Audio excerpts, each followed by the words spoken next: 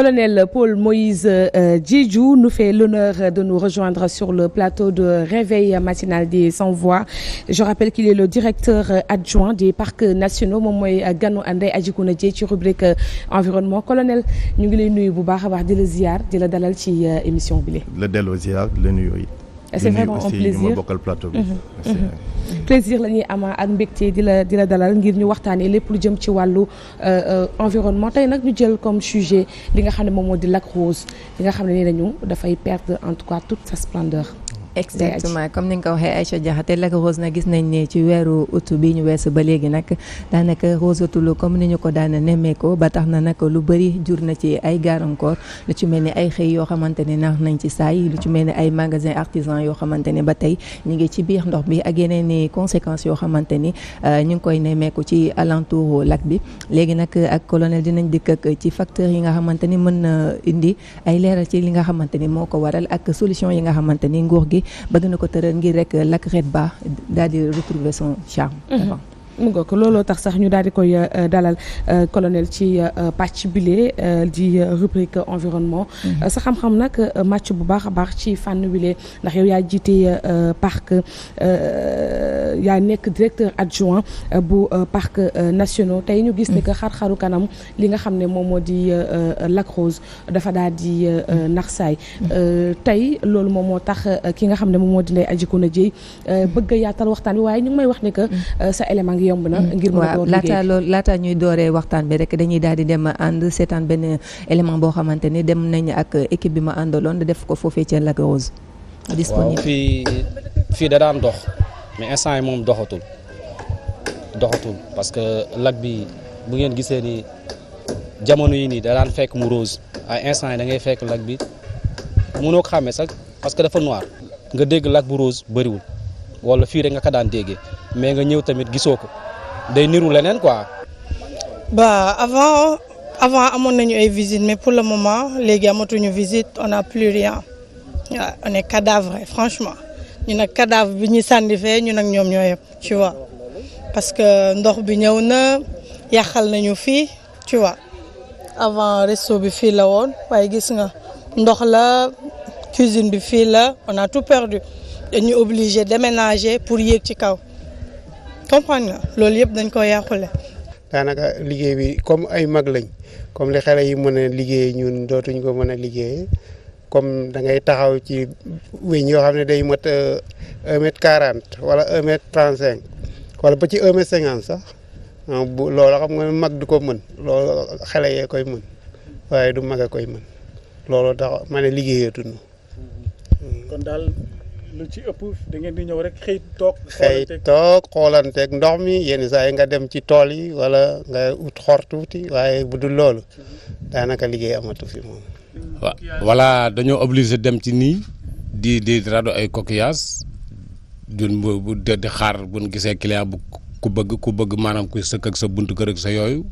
ñu jaay la ko am ci dépasse. saako bi ñaata ngeen koy jaay. saako bi c'est 300 lañ koy jaayee. 300 lañ koy jaayee daanaka ni boo ci gé boo doo ci mën a génn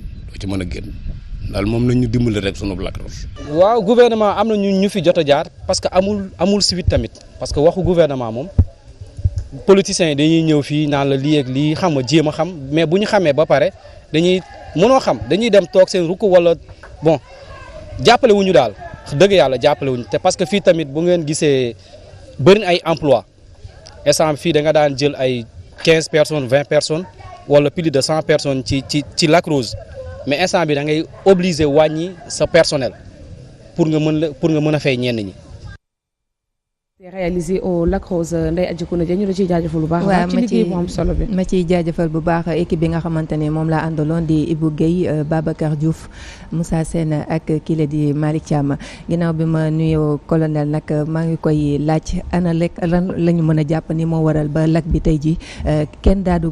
daani ko dafa daal di soppi xaru kanam bu baax baax kenn xàmmeetu ko est-ce que yéen am ngeen loo xamante ni am na loo xamante ni mën ngeen ko tekk ni lii moo tax ba lac bi rosetu. ok merci beaucoup Adjikouna donc avant may tontu sa question boobu da nga may bàyyil rek ma nuyu quand même suma autorité hiérarchique yi ñu ma yebal fii muy en l'occurrence le colonel Bokar Thiam qui est le directeur des parcs nationaux. Et ensuite dire un peu parce que ñun dañu nekk ci corps boo xam ne ñu bëri xamuñu. souvent dañuy jaat la eaux et forêts alors que du benn. ñun nous sommes régis par la loi 79-33 du 24 janvier 1979. Voilà, qui nous confère un statut paramilitaire mais très militarisé. Donc fan la ñuy nekk nous sommes un peu dans des zones hautement stratégiques. Voilà mel ni par exemple parc national di Niokolo-Koba nga xam ni soo jëlee parc national di Niokolo-Koba moo gën a rëy nga nar a boole région bu Dakar ak région bu Thiès mooy Niokolo moo gën a rëy ah le parc national de Niokolo-Koba ça fait 913 000 hectares.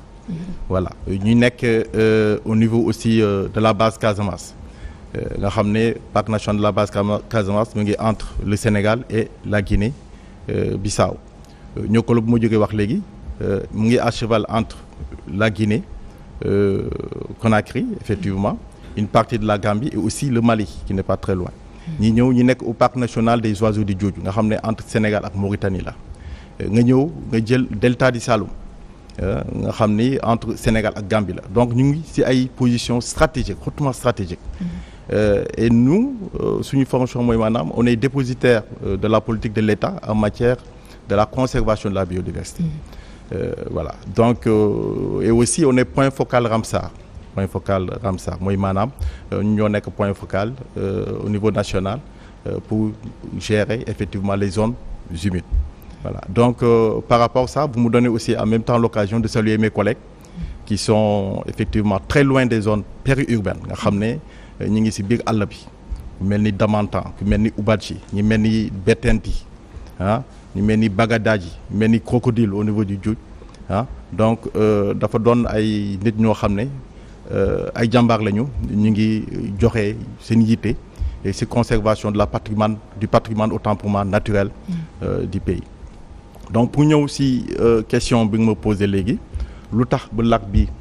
en quelque sorte mu perte effectivement cette couleur rose donc da ngay da xam ni lac bi déjà sa fonction première mooy lan mooy maanaam réceptacle la réceptacle des eaux du bassin versant nga xam ne ay eau la c'est ndox boo xam ne day law di dem ci biir lac bi loolu mooy fonction première donc day am aussi en même temps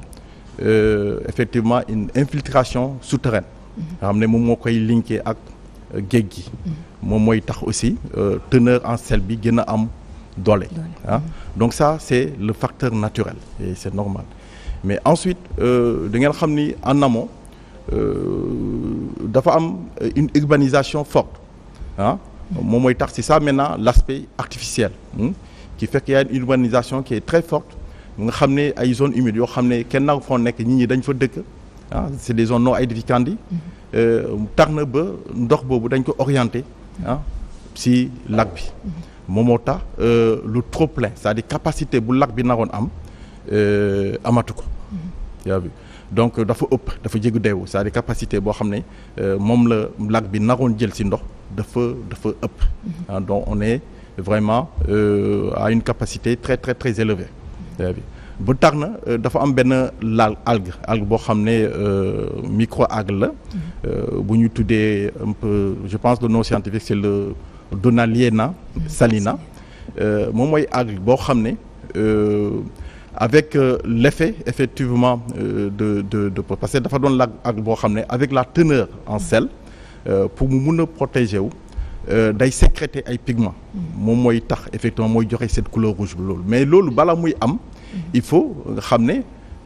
ndox bi déjà nekkatul ci quantité bu mel nii day fekk ndox bi avec l'évapotranspiration bi day dem et ensuite teneur en sel bi mu gën a ñëw parce que ndox bi su bëree xorom si du mun a ñëw il faut ndox bi kii infiltré wu mu évaporé wu sel bi mun a ñëw ci kaw ba lac bi comment dire algue boobu pour mu mun a protéger wu et tout de tout ça day sécréter ay pigments yooyu mooy tax effectivement ndox bi xaw a rose bi mu xonk ba mu rose donc c'est à cause de cette micro-algue là mooy joxe voilà cette couleur rose là. ci wàllum préservation est-ce que ministère bi jëloon na ay taxawaay yoo xamante ni ci wàllum aar lac bi ba yu ni mel la bañ ko dal jëloon ngeen ko ca njëlbeen. waaw il faut savoir déjà en tant que dépositaire de la national de la politique de l'État autant pour moi en matière de gestion des zones humides déjà il faut ñu rappeler leen que il y avait par exemple en 2015 déjà une politique nationale de gestion des zones humides qui a été effectivement élaborée voilà et cette document stratégique là ce document stratégique effectivement a été élaboré avec benn approche boo xam ne approche zone écogéographique la ba tax na effectivement soo xoolee lac Rose fu mu nekk c'est dans la zone des Niayes c'est dans la zone des Niayes donc ba tax na dans ce document stratégique il y a certaines prescriptions qui ont été édictées pour la mise en œuvre effectivement de ces actions-là pour enfin pouvoir corriger effectivement les anomalies nga xam ne effectivement dégradation boo xam ne ñu ngi koy gis ci lac yi parce que soo xoolee zone des Niayes nekkul ni seulement c'est le lac Redba qui est dans cette zone-là il y a beaucoup d'autres lacs et donc quand vous regardez bien je peux juste donner un exemple déjà le lac qui est au niveau les lacs qui sont au niveau du Technopole nga xam ne déjà en 2019 il y avait le président de la République a pris effectivement un décret pour le classer en réserve naturelle urbaine d'ailleurs qui est quelque chose à saluer nga xam ne donc dafa doon loo xam ne lu jëkk la c'est la première réserve naturelle urbaine nga xam ne am nañ ko au niveau de l'Afrique de l'Ouest donc ça c'est quelque chose de très important et je pense que ça a été classé par le décret 2019-748 du 29 mars si je ne me trompe 2019 donc aujourd'hui le Technopole avec les lacs Maris qui sont avec les dépendants sont classés en réserve naturelle urbaine tey suñu éléments yi ñoo fa nekk donc dafa doon process boo xam ne en plus de ça mën nañu mettre en place effectivement classer cette réserve là mën a classer réserve boobu nga xam ne dina mën a régler problème yi bëri mais pour classer ko rek ce n'est plus actuellement maintenant du top down nga xam ne ñii dañuy décider rek autorité dañuy décider ñu ñëw créer non maintenant c'est du bottom up donc ba tax na am na ay phases yu bëri il y a la phase manifestation d'intérêt la phase négociation la phase diagnostic et la phase mise en œuvre opérationnalisation voilà donc suñu naree ñëw si phase yooyu yëpp je ne sais pas si j'ai le temps de le faire voilà mais dafa doon phase manifestation d'intérêt bi day jógee si les acteurs locaux day fekk acteurs locaux yi ñoo bëgg par exemple ñu créer benn site dans cette zone là c'est parce que maintenant l'initiative vient de là-bas c'est le bottom-up voilà bu boobaa dañuy bind benn lettre adressé ko à notre ministre une lettre de saisine effectivement et le ministre effectivement va nous instruire à ce que ñun ñi dem les services compétents ñu mën a dem au niveau local pour effectivement ensemble avec les acteurs locaux ñu mën a xool lu ñu mën a créer effectivement ces sites là et maintenant avec déjà l'instruction du ministre déjà ça commencera effectivement day commencer la phase de négociation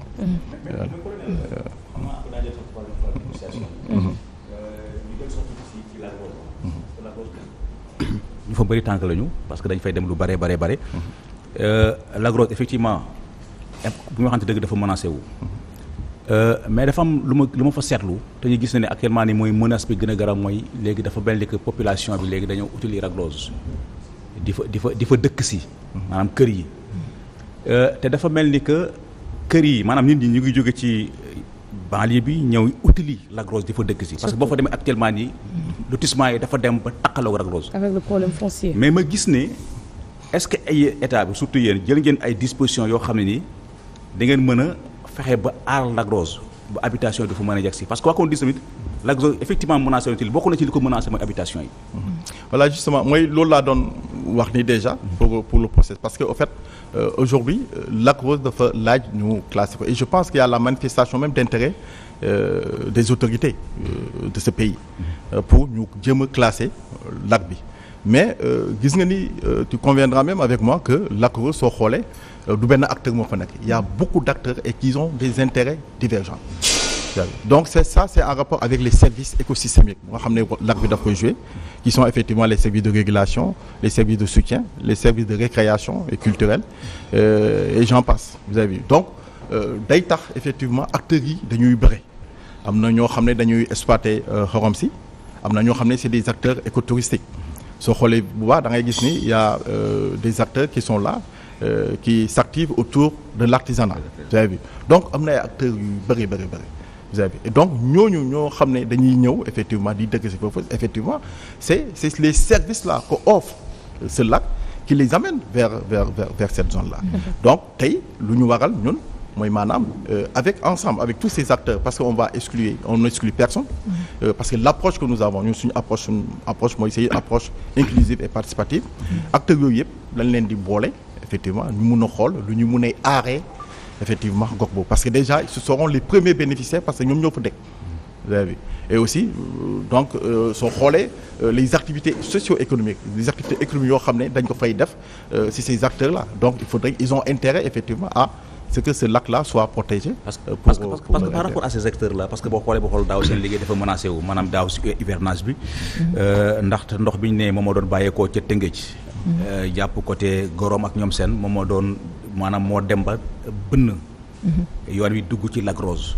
ba ñoom acteurs yi si bëri sax daanaka seen liggéey dafaa jaaree woon yàqu aussi lac bi dem ba finalement dafa changer couleur ba noppi aussi au lieu sax nga fay gis ndox bi nga xamoo fu mën a nekk mais ndoxu taw lañ fa gënoon a gis pour dolli la rek gis nañ ni xorom ba fa daan jógee ba tey dafa wàññeeku ay tonnes la woon par jour mais léegi nii boo demee ay saaku yu ndaw lañ fay daal di nemmeeku am na ñoo xamante ni ay artisans lañ seen boutique yi ba tey ñi ngi ci biir ndox bi est-ce que yéen déjà comme yitteel na loolu njiitu réew mi Macky Sall ndax defoon na benn CRD jagleel ko ci Lac Rose waaye naka noonu ci conseil des ministres yi wees waxoon na tamit ñu defutu ngir sàmm lii di Lac Rose est-ce que yéen seen taxawaay am na ay loo xamante ni yéen a ngi koy jëf ci jamono ji ñu toll. voilà effectivement mooy maanaam mooy lu ma doon wax sànq ba ñu mun fa agir parce que déjà il y a des plans stratégiques qui ont été élaborés et il y a des activités qui ont été prescrites dans un plan d'action mais aussi il faut savoir on s'est trouvé on a eu des difficultés pour la mise en œuvre mais l'approche je pense que selon man tey lu gën pour le Lac Rose c'est ñu classer ko comme on l'a fait au Technopole. Suñ ko classé comme on l'a fait au Technopole donc ça permettra effectivement à ce que nous puissions faire une gestion collégiale et consensuelle avec les acteurs locaux nga xam ne démarche bi déjà dans la création on va les impliquer mais dans la mise en œuvre des activités aussi on va les impliquer parce que aujourd'hui ce trop plein d'eau là ndox bi ëpp bi tax na ba xorom si mënatul am non seulement xorom si sa amul aussi l'activité touristique dootul am doole donc et c'est les acteurs locaux qui en pâtissent donc loolu pour ñu def ci ay jéego mais c'est des activités d'aménagement par exemple je vous donne juste un exemple déjà il faut éviter à ce que déjà mooy ndox boobu ñuy orienter vers le lac qui n'est pas normal parce que j'ai dit tout tantôt si njëlbéen bi déjà voilà le comment dirais-je le rôle premier effectivement de ce lac c'est un réceptacle d'eau du bassin versant mais su ñu demee en plus de cette eau là en plus de l'eau de l'infiltration souterraine mu amat beneen ndox boo xam ne dañ koy orienter vers ce lac là mooy andi ce trop-plein là donc lac yooyu mën nañu créer peut-être ay bassins artificiels quelque part pour mu recevoir le trop-plein de ces eaux-là ce qui permettra effectivement le lac d'avoir la coloration effectivement qu'on le connaît donc pour ce faire moi je pense que suñu demee dans la phase effectivement de la création de cette réserve naturelle urbaine là suñu demee dans la phase de négociation ba ñu ñëpp d'accord parce que suñu defee effectivement dans cette phase de négociation on va impliquer tous les acteurs locaux ñu ñëw ñu waxtaan si ban solution la ñu mën a def pour ñu aar lac bi parce que ñoom yëpp les activités les acteurs les hôteliers touristiques les acteurs qui s'activent autour de l'artisanat les exploitants de sel tout cela seront les riverains parce que n'empêche comme vous l'avez dit monsieur il y a des gens qui habitent tout autour mais ñooñu effectivement lan moo leen fa andi c'est parce que il y a un microclimat qui se dégage à partir de ce lac là qui fait que c'est un endroit qui est bon à vivre et l'être humain naturellement il recherche effectivement le bien-être et c'est normal donc ceux-là seront effectivement impliqués dans le process et puis ñu mun a ensemble classer lac bi voilà donc il faut d'abord ñu déggoo ci loolu d'abord c'est ça la démarche dans la phase de négociation on va d'abord voir les autorités administratives les élus locaux, les acteurs qui interviennent directement et indirectement au niveau du lac. ñu toog waxtaan, c'est un process qui est assez long. waxtaan ak ñoom si fu ñuy jëmee activités yi fu ñuy jëmee lac bi. ba ñu d'accord ñu trouver effectivement une dénomination parce que site bu nekk am na tur. ñu koy waxee donc la dénomination aussi sera faite de manière consensuelle et on va trouver un nom fédérateur effectivement où tout un chacun va se retrouver suñu paree phase négociation boobu bu boobaa phase négociation bi est sanctionnée par un décret qui classerait effectivement le lac là. donc suñu paree ci phase boobu dañuy def benn projet de décret soumettre au président de la République qui prendra un acte effectivement pour effectivement classer lac bi en réserve naturelle urbaine. après ñoo xam lu ñu koy tuddee après. et ensuite maintenant va démarrer la phase diagnostic. diagnostic dafa mel ni voilà soo feebaree soo demee à l'hôpital le médecin va voir de quelle maladie tu souffres donc mais ñun suñu phase diagnostic bi dañ koy def ensemble avec les acteurs locaux. donc c'est une manière c'est encore l'approche inclusive. tous les acteurs qui ont un intérêt direct dans le site seront impliqués dañ leen di impliquer ñu ñëw ñu xool voilà quelles sont les difficultés que nous rencontrons au niveau du lac. ban jàngoro le lac bi voilà ngeen baal ma ci olof bi parce que olof bi taw ko vous avez vu c'est ça voilà dafa xaw a takk jola quoi c'est ça voilà c'est ça donc quels sont effectivement les véritables problèmes que nous rencontrons au niveau de ce lac là. léegi colonel couleur rose bi moo taxoon ba nit ñi di bàyyeeku fu nekk di ñëw di découvrir lac rose fii ci Sénégal léegi est-ce que couleur rose boobu am nañ yaakaar ne dina mën a ñëwaat dellusiwaat comme ni mu waree woon. oui justement c'est-à-dire que su amatul s'il y a pas ce trop plein d'eau là parce que newoon naa sànq capacité bu ndox bu lac bi nawoon nga souvent mooy capacité boobu moo dépassé boo tax na léegi l'évapotranspiration même su amee niveau d'eau bi volume bi dafa sakkan boo xam ne voilà ndox bi du mën a wàññeeku trop ba xorom si mën a yéeg ba chlorose bi am.